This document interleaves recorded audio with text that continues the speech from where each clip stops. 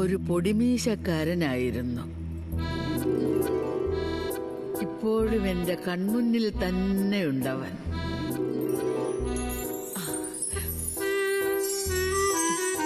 അമ്മമ്മേ, ഇത് നോക്കേ. ഇതാ തോളവനല്ലേ, പൊടിമീശക്കാരനല്ല. അവന് നല്ല ചുരുണ്ട മുടിയാ.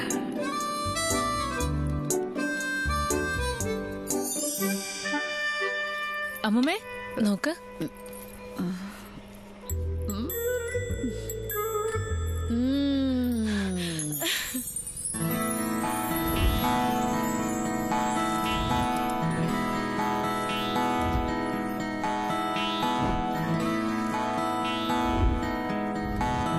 ബഹുമിടുക്കനും സുന്ദരനുമാണ് കഥയിലെ നായകൻ.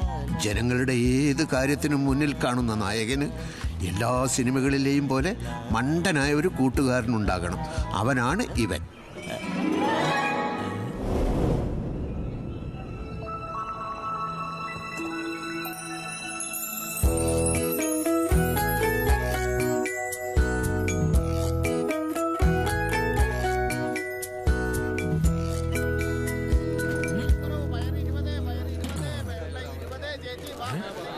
സുകുമാരക്കുറുപ്പ് പോലീസിന് കണ്ടുപിടിക്കാൻ പറ്റിയില്ല, പിന്നെയല്ലേ എനിക്ക്.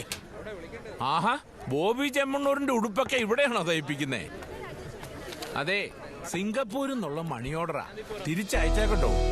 എത്ര തവണ പറയണം? അല്ല, എത്രയായാലും സ്വന്തം അച്ഛന്റെ അല്ലേ. നായകന്മാരുടെ ഓരോ ദുരഭിമാനം. ഇങ്ങനെ തയ്ച്ചോണ്ടിരുന്നാ മതിയല്ലോ. നസീറാന്ന വിചാരം. ഏതായാലും പടം വരയ്ക്കാൻ തോന്നിയോ? അതെ.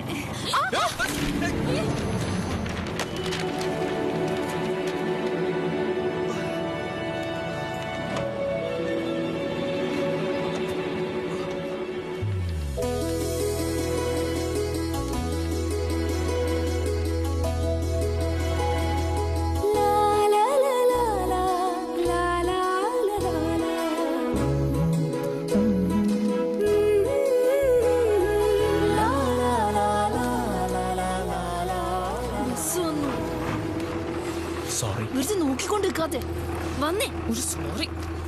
വേറെ പണിയൊന്നുമില്ലേ നിനക്ക്?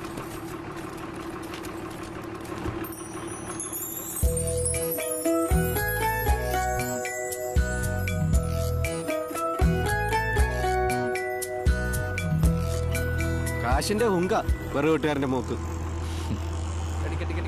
നീ അയാളെ നോക്കാൻ പോണ്ട. ഇപ്പൊ ശരിക്കും പൊടിയായി. കീറിയില്ലല്ലോ.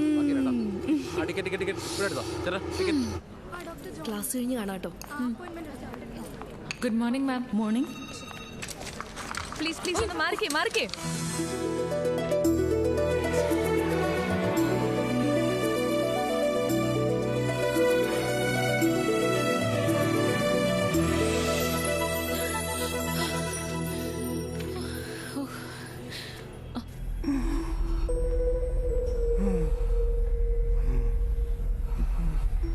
നിന്നെ ഇനി ഒരാൾക്കേ സഹായിക്കാൻ പറ്റൂ, അന്നത്തെ അപ്പോത്തിക്കരിക്ക്.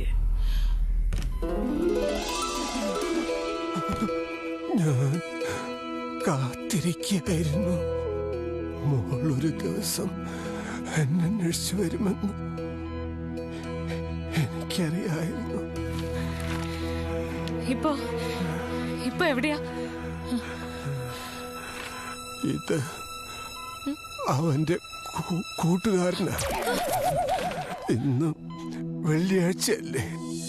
ഇന്നവൻ ലിറ്റിൽ ഫ്ലവർ അനാഥാലയത്തിൽ തന്നെ ഉണ്ടാകും.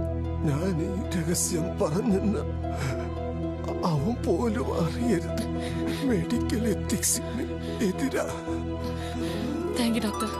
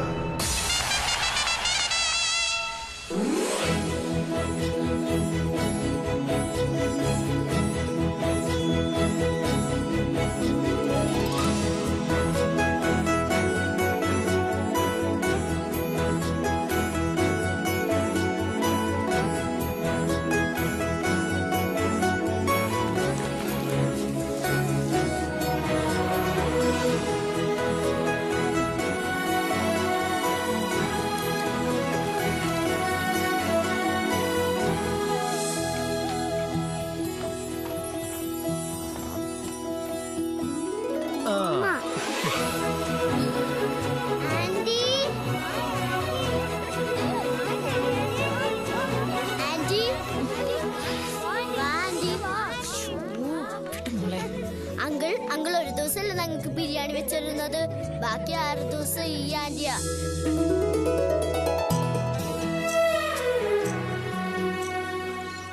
ആന്റി, ഇത് ആന്റിയുടെ.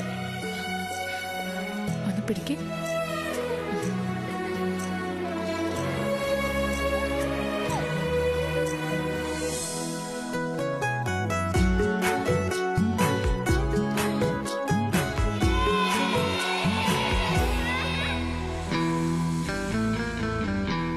പുകവലി ആരോഗ്യത്തിന് ഹാനികരം.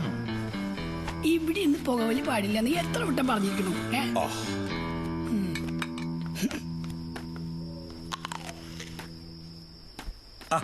വിഷമടിച്ച ആപ്പിൾ കഴിക്കുന്നതിന് ആർക്കും ഒരു വിരോധമില്ല. സുമതിയെ ഒരു ഗൾഫുകാരൻ കൊണ്ട് കെട്ടിക്കണമെന്നാ എന്റെ ആഗ്രഹം. നമുക്ക് അറ്റ്ലസ് രാമേന്ദ്രനെ വിളിച്ച് സലാലയിലോ മറ്റോ പല നായർവൈകന്മാരോട് അന്വേഷിച്ചാലോ? എന്തിന്? നല്ല ഐസ് ഫ്രൂട്ട് പോലത്തെ ഫോറിൻ ചെക്കന്മാരെ ഞാൻ ഇറക്കുമതി ചെയ്യില്ല.